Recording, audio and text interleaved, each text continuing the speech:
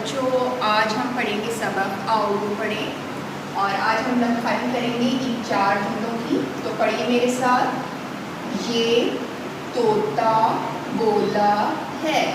दूसरी लाइन पे आइए। ये लोहा तोला है। तीसरी लाइन, ये कोना टूटा है।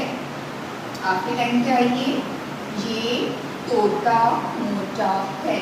ठीक है बच्चों, ये जो जुमले आज हमने पढ़े हैं बुलंदखानी की है, तो इसमें जो ज़्यादातर अल्फाज हैं वो तस्वीरी याददाश्त के हैं, ये थे हैं, और बाकी जो हमारे पास बीच में जो अल्फाज हैं ये 4 हर्फी अल्फाज हैं जो हमने मेरी उर्दू की किताब में और उर्दू पढ़े में पढ़ना लिखना सीखे हैं। तो दोबारा से एक दफ़ा पढ़ते हैं इनको।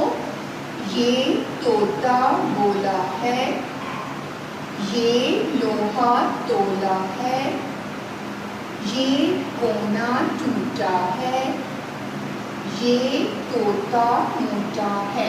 ठीक है, ये जुमले बच्चों आपने याद करने हैं। सफ़ा नंबर 32 पे मौजूद है। किताब है आओ तो पढ़ें, वो अच्छे से पढ़िएगा और ज़हन-नशीन कीजिएगा।